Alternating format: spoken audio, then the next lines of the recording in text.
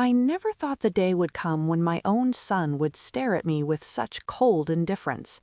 After 38 years of saving lives in the emergency room at Chicago General, I found myself on the cold tile floor of my bedroom, tears burning my eyes, my hip screaming in agony with every tiny shift after the replacement surgery I had put off for far too long. "Mom, seriously." Ethan stood in the doorway, arms crossed, not moving to help as I tried to drag myself toward the bathroom. His voice carried no worry, only irritation. "I've been calling you for almost half an hour," I managed, my throat dry and hoarse from the pain medication wearing off. "I need to get to the bathroom and take my next dose." "We can't hear you from downstairs," he said with an exaggerated sigh, glancing at his phone. "Lauren and I have that charity gala for the children's wing in less than 2 hours." I hadn't heard a word about any gala. They hadn't mentioned it when they insisted I come stay with them to recover, promising they would take care of me after the operation.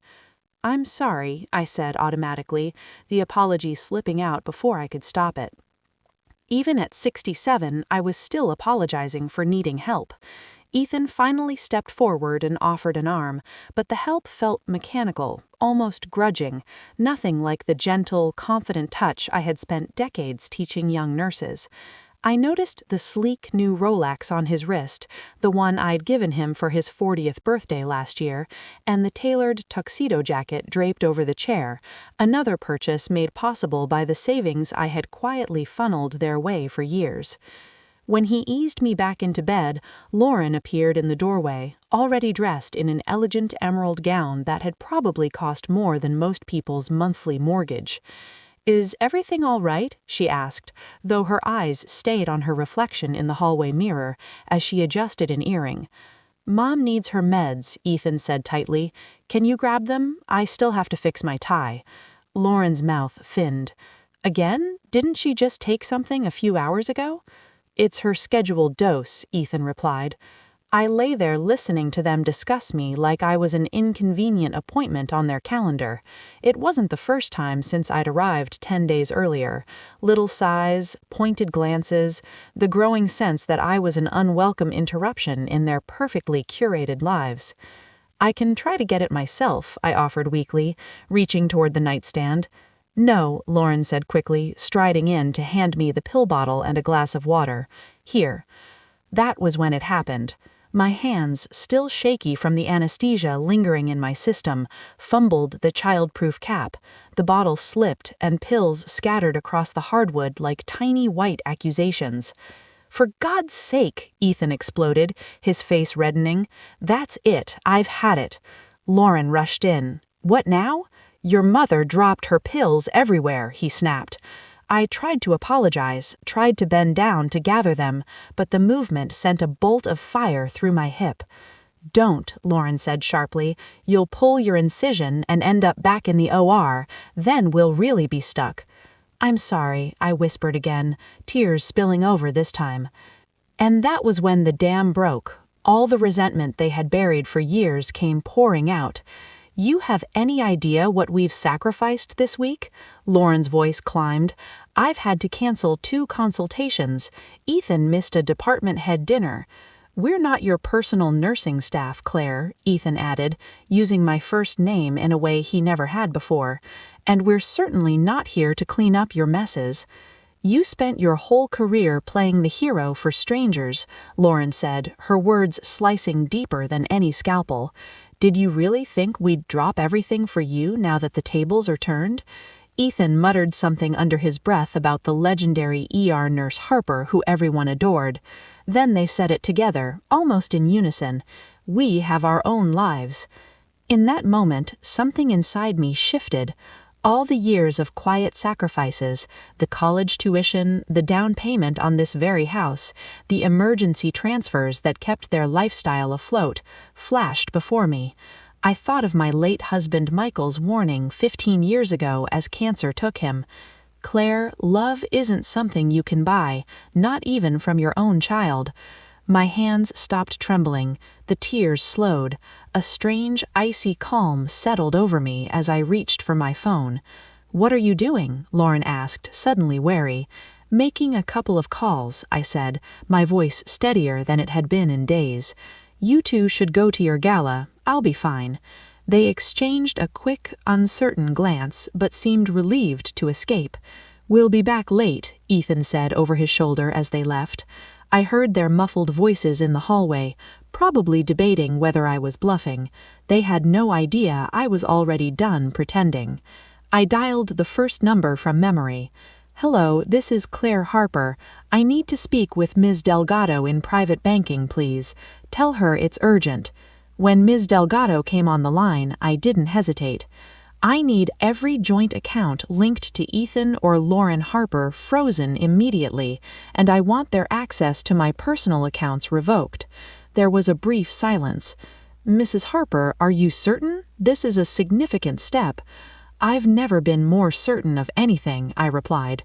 "I also need a full transaction history for the last 5 years and an immediate halt to all automatic transfers."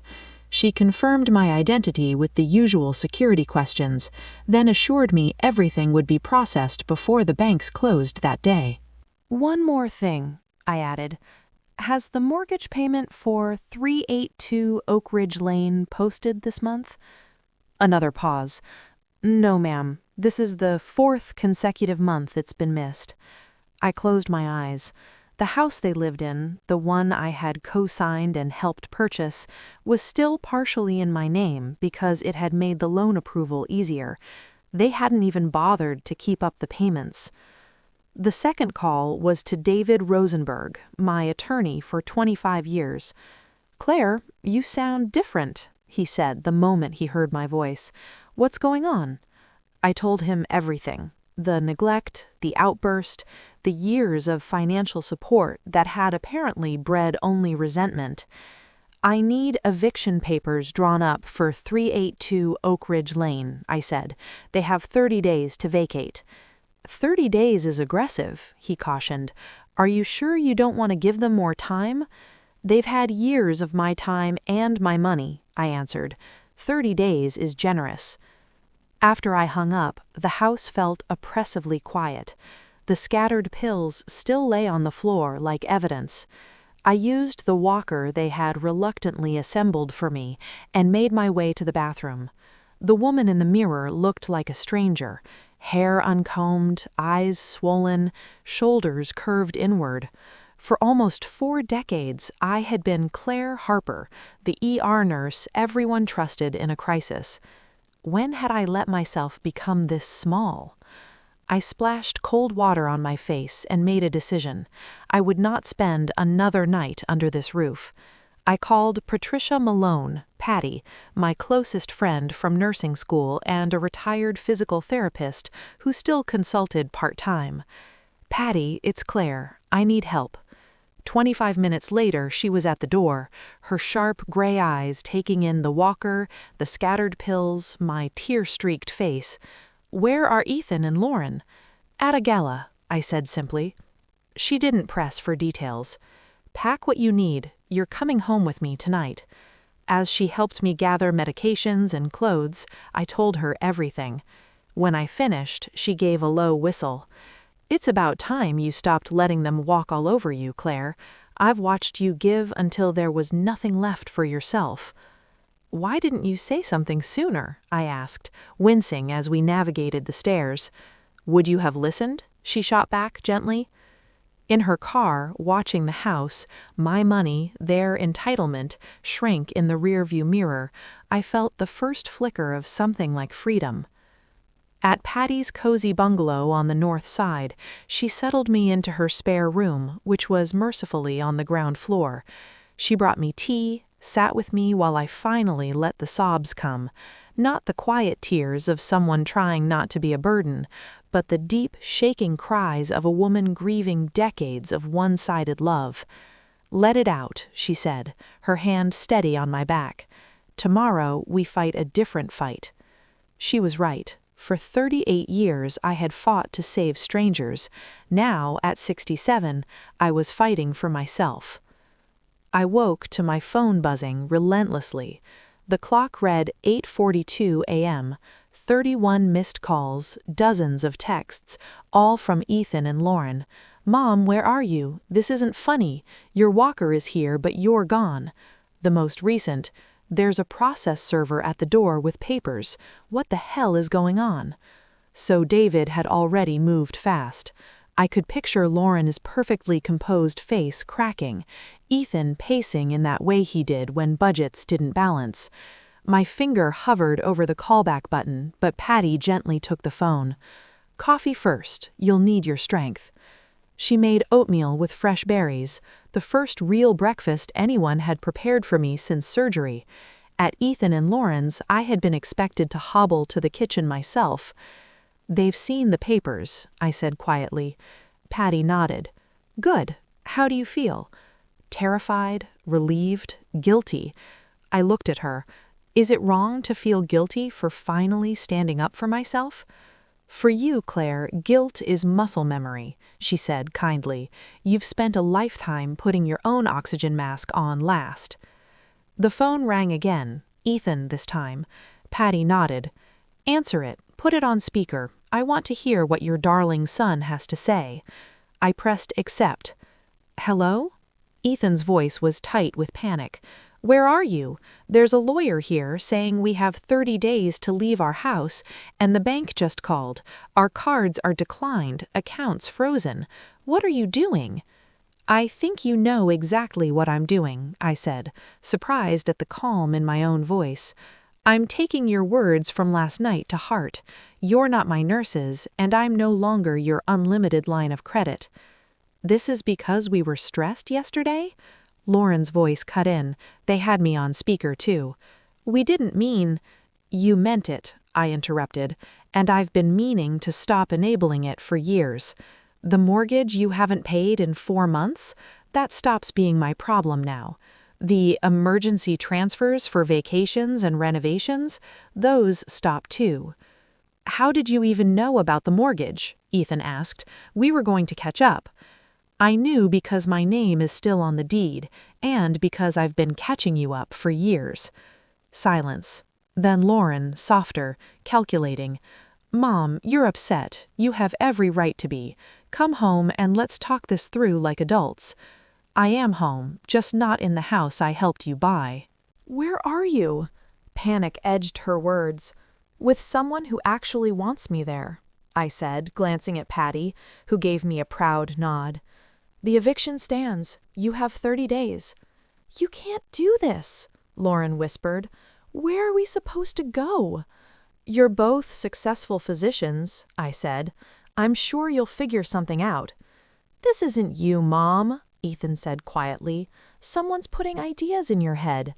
Patty rolled her eyes so hard I almost smiled despite everything. "No one needed to put ideas in my head," I replied.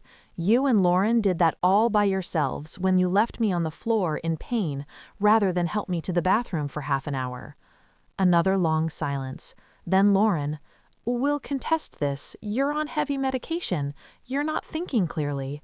"My mind hasn't been this clear in decades," I said. "And if you're so worried about my medication, it's interesting you didn't seem concerned yesterday." "What do you want?" Ethan asked finally. "Money? An apology?" "I want respect," I said, "something I should have demanded years ago. I don't want anything else from you except compliance with the eviction notice." "After everything you've done for us," Lauren said, her voice cracking, "I'm your mother."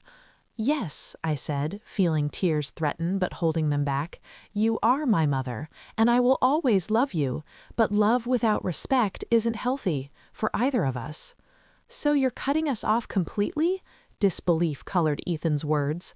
"I'm setting boundaries," I answered, "long overdue ones." "We'll fight this," Ethan warned. "I've regretted plenty in my life," I said. "Standing up for myself won't be one of them." I ended the call. Patty squeezed my hand across the table. "That was beautiful, Claire. Hard, but beautiful." The phone rang again immediately. I turned it off. For the first time in longer than I could remember, I wasn't calculating how to make someone else comfortable. I was asking myself what I needed. And the answer was starting to take shape. David called that afternoon to report that Ethan and Lauren were threatening to challenge my competency. They're claiming the pain medication and recent surgery have impaired your judgment, he said. They've already requested medical records. They won't get them, I replied. Patient confidentiality still applies, even when the patient's son and daughter-in-law are doctors. Correct, David said, but they're building a narrative of undue influence and incapacity. I laughed, a short, humorless sound. Interesting argument from people who haven't paid their mortgage in 4 months on combined salaries of nearly $700,000. David chuckled. I made a similar observation to their attorney. Patty helped me with the home exercises I had been neglecting at Ethan and Lauren's. The pain was brutal, but necessary. They won't let this go quietly, I said through gritted teeth as I worked through a hip flexion. Of course not, Patty replied, supporting my leg. You just pulled their financial lifeline. People show their true colors when the money stops flowing. I kept thinking about the signs I had ignored, the way Ethan's eyes would tighten whenever someone praised my career, the little digs Lauren made about my interference, even while accepting my checks. I wanted so badly to believe they loved me the way I loved them, I admitted. Wanting to see the best in people isn't a flaw, Patty said, but some people mistake kindness for weakness. That evening, a text came from Sarah Nguyen, a former colleague who now worked in the post-surgical rehab unit at Chicago General.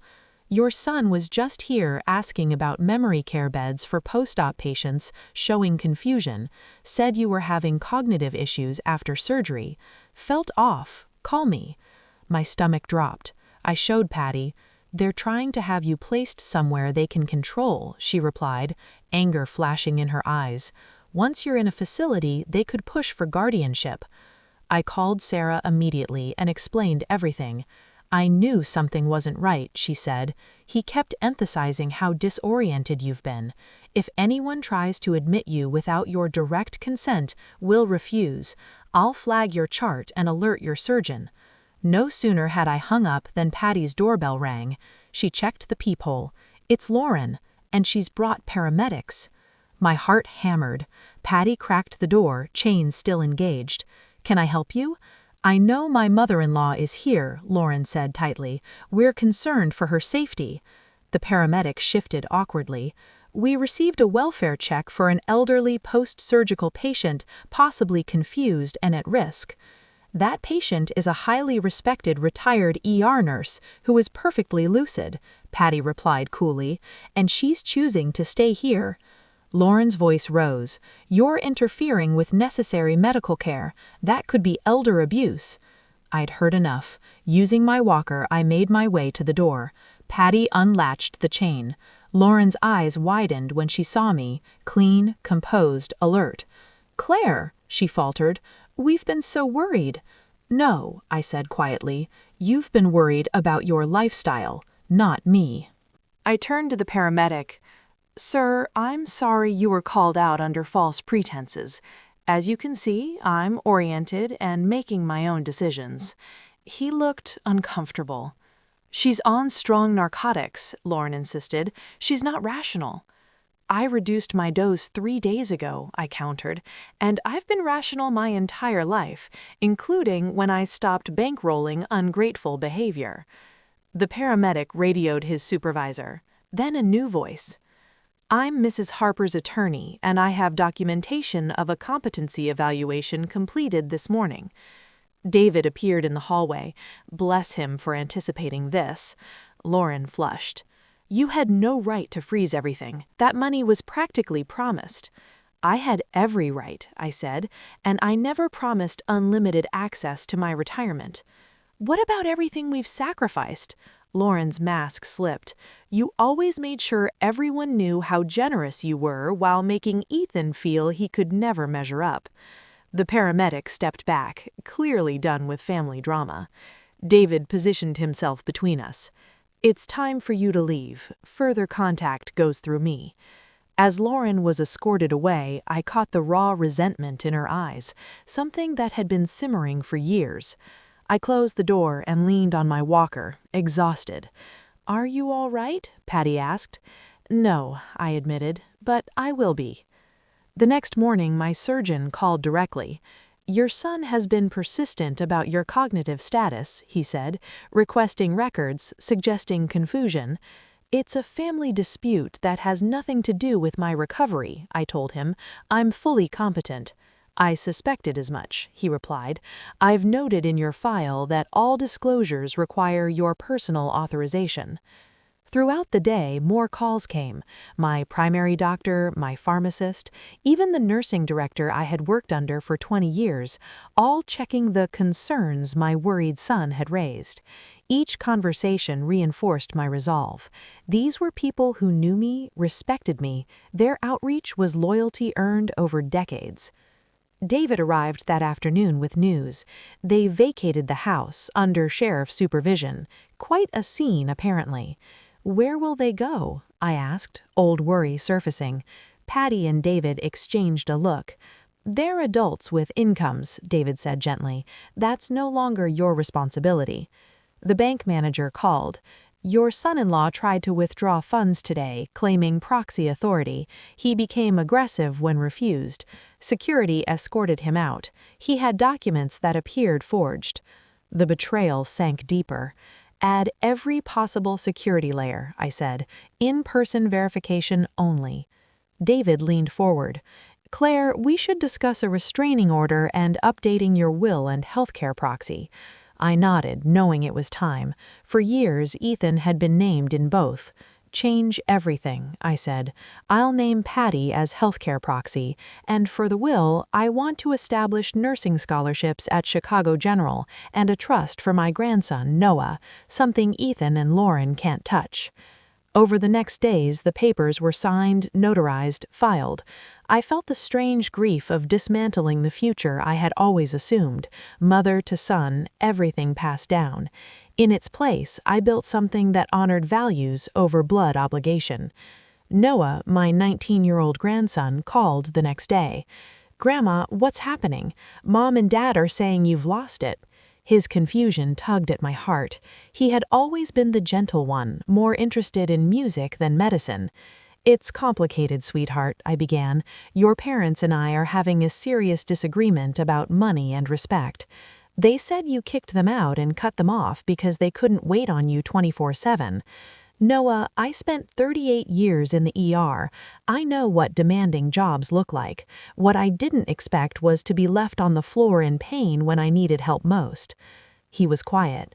"They also said you're rewriting your will to punish them." "I'm rewriting it to reflect my values," I replied.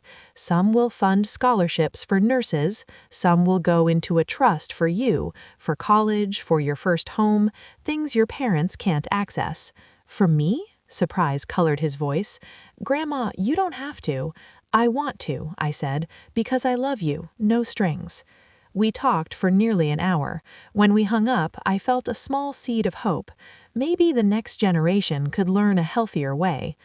2 weeks later, I moved into Lakeview Rehabilitation Center, not because anyone forced me, but because I chose it. The best therapy team in the city, familiar faces among the staff, and a quiet garden view room arranged by Sarah. My days fell into a healing rhythm, intense PT mornings, gentle yoga afternoons, evenings visiting with old colleagues who stopped by with coffee and stories. Lauren tried once to visit, claiming next of kin rights. The front desk turned her away at my request. That night she called. "They won't let me see you," she said angrily. "What lies have you told them?" "Only that I'm not receiving visitors tonight," I replied. "We need to talk about the accounts, the house, everything you've destroyed." "It wasn't one bad night, Lauren," I said. "It was years of being used. When I'm ready, we'll talk, not before." "You're playing the victim with all your old nurse friends," she snapped. "Don't expect me to come begging when you're lonely." "This isn't about making you beg," I said. "It's about valuing myself." She hung up. I slept better that night than I had in months. 6 weeks post-surgery, I was discharged walking with only a cane. I returned not to Ethan and Lauren's house, not to Patty's spare room, but to my own condo overlooking Lake Michigan. the one I had kept all these years as my quiet sanctuary. Noah was waiting on the front steps with a suitcase. "Surprise," he said shyly. "Can I stay the summer?" "Of course," I said, hugging him carefully. "Your parents know?" "Yeah, things are rough. Dad's talking bankruptcy, Mom's furious at everyone. I just needed space." Over the following weeks, we built a gentle routine: morning walks along the lakefront, shared cooking, long talks about music and dreams. One afternoon, Noah said, "Mom wants to meet, says it's time to clear the air." I agreed to coffee the next day at a neutral cafe. When Lauren arrived, she looked thinner, tired. "Mom," she greeted cautiously. We ordered drinks and sat in silence a moment. "Why are you doing this?" she finally asked. "Control?" "No, self-respect." The conversation was painful, accusation of my strings-attached generosity, my admission that I had enabled dependence, her resentment of always feeling compared to me. There were no tearful reconciliations, only raw honesty. As she left, she paused. "Noah's happy with you." "He's a good man," I said. "You should be proud." She nodded, eyes distant. "Maybe coffee again sometime, to figure out how to coexist." It wasn't forgiveness, but it was a beginning. That fall, I returned to Chicago General part-time as a patient advocate, 3 shifts a week, helping families navigate the system I knew so well. The first day, I saw Noah across the atrium in her scrubs. Our eyes met. She gave a small nod. I nodded back. Not warm, but civil. One evening, months later, Noah and I sat on my balcony watching the sun set over the lake. "You seem free," he said. I smiled. "I am." For the first time, I was living for me, advocating for patients by day, mentoring young nurses, funding scholarships that would help others the way no one had to help me. The woman who once scattered pills on a bedroom floor had learned to stand tall. And as the lake glittered gold in the dying light, the same light that had caught my tears that terrible night, I knew I had come full circle. I was enough.